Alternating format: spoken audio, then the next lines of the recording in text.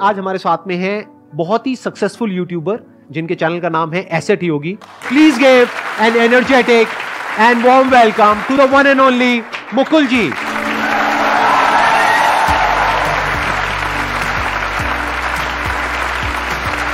What an energy, sir.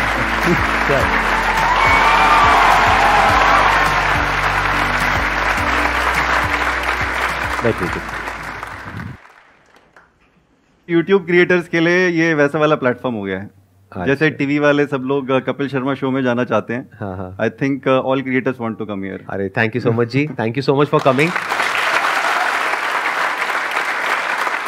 तो अब आप कोई भी क्वेश्चन पूछ सकते हैं इनसे जो भी आपके माइंड में है फाइनेंस से रिलेटेड। सर मेरा क्वेश्चन ये है कि मैं अभी प्रिपरेशन कर रही हूँ बट मेरे घर से जैसे कुछ पैसे आते हैं लेकिन मैं चाहती हूँ कि मैं उनको कहीं इन्वेस्ट करूँ क्योंकि पैसे बच जाते हैं बट मुझे पता नहीं रहता है कि मैं कैसे इन्वेस्ट करूँ, जिस वजह से कभी कभी ऐसा होता है कि अननेसेसरी खर्चे हो जाते हैं बहुत ज़्यादा। तो मैं ये पूछना चाहती हूँ कि उस चीज़ को मैं कैसे मैनेज करूँ। तो देखिए आई थिंक सबसे पहले ना आपको अपने लर्निंग पे ध्यान देना चाहिए। आप कोई भी इन्वेस्टमेंट उठा लीजिए, मान लीजिए आप म्यूचुअल फंड्स में इन्वेस्ट करना चाहते हैं, स्टॉक मार्केट में इन्वेस्ट करना चाहते हैं जहां अच्छे रिटर्न्स मिलते हैं जी। तो आपका जो भी पैसा आ रहा है उसको है ना आप एक अपना लर्निंग किटी बना के चलिए। क्योंकि इतना बड़ा कैपिटल नहीं है ये कि आप ये सोचें कि मैं इससे करोड़पति बन जाऊं, है ना। तो आपको पहले ध्यान देना है कि मेरी कैपिटल कैसे बड़ी हो। तो कैपिटल बड़ी करने के लिए क्या करना होगा, आपको पहले सीखना होगा। सो आप एक छोटी शुरुआत कीजिए, इसको आप ना एक लर्निंग एक्सपीरियंस में आप इन्वेस्ट कीजिए।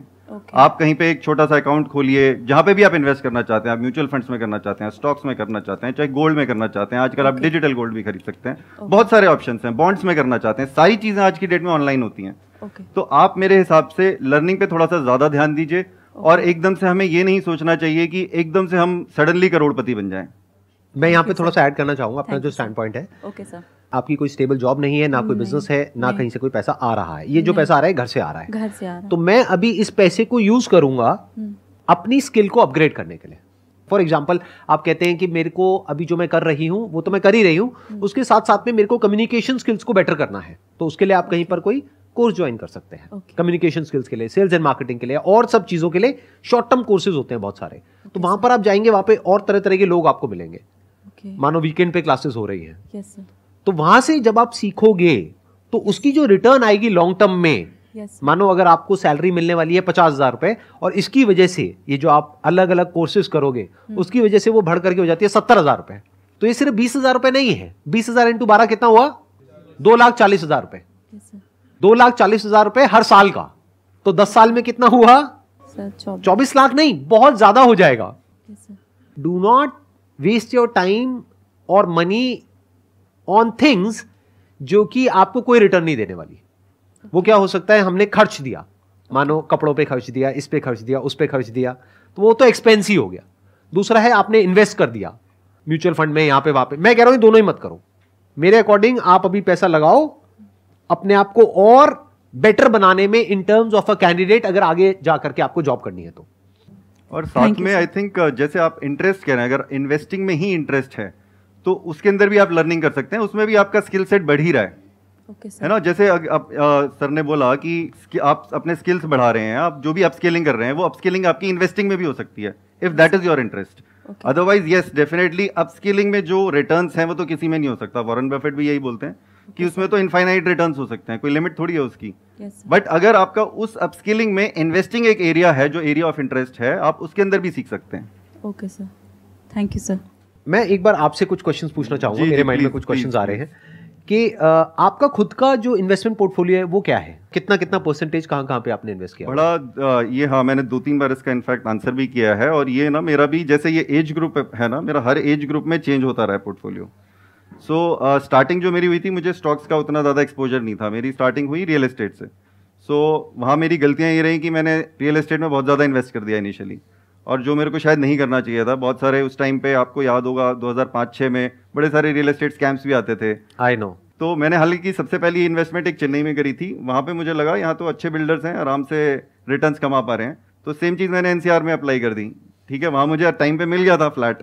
यहाँ पे अब मैंने 2 बुकिंग्स डाली और दोनों मेरे आज तक भी लीगल केसेस चल रहे हैं। सो उसके बाद मुझे लगा कि नहीं, स्टॉक्स में अब मुझे करना चाहिए। स्टॉक्स में भी डेफिनेटली लर्निंग हुई, स्टॉक्स में पैसा डाला काफ़ी। ये कितने टाइम पहले आपने शुरू किया स्टॉक्स में पैसा डालना? स्टॉक्स में पैसा डालना, देखिए मैंने म्यूचुअल फंड्स में डालना शुरू किया था 2004 में, जब मेरी 2003 में पहली जॉब लगी थी, थोड़ा सा पैसा आया, 2004 में मैंने म्यूचुअल फंड्स में डालना शुरू करा। उसके बाद स्टॉक्स में इन्वेस्ट करना शुरू किया 2009-10 के अराउंड। तो पहले तो मुंह की खाई वहां पे भी, मैं बोलने वाला था, शुरू में तो लॉसेस हाँ आपको मिले तो होंगे। शुरू हाँ। में ऐसा ही था कि अगर मैंने 5 स्टॉक्स उठाए तो उसमें से 4 डूब गए, लेकिन फिर थैंकफुली कुछ स्टॉक्स में अच्छा करना भी शुरू किया, तब मेरी रिसर्च मुझे काम में आनी शुरू हुई, वो स्टॉक्स में अच्छा परफॉर्मेंस मिला।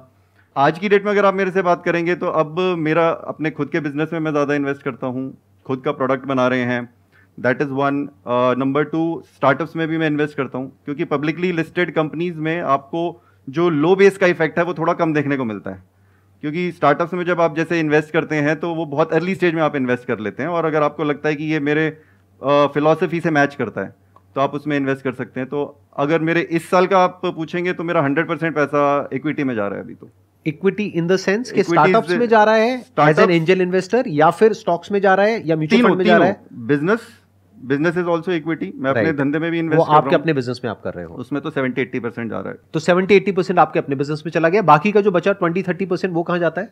अभी इस कैलेंडर ईयर की बात करूं तो मेरा मैक्सिमम स्टार्टअप्स में गया, बाकी का बचा हुआ, और थोड़ा बहुत पब्लिक स्टॉक्स में, और कुछ पैसा हाँ मेरा ऑब्वियसली रियल एस्टेट में भी है। मेरे मतलब रेंटल इनकम बनाने के लिए मैंने कुछ अपना रियल एस्टेट पोर्टफोलियो भी बना लिया था। रेजिडेंशियल या कॉमर्शियल? मिक्स है, बट अगर किसी को सजेस्ट करूंगा मैं, ऑब्वियसली कमर्शियल बेटर है, मगर अगर घर खरीदना है तो घर खरीद सकते हैं।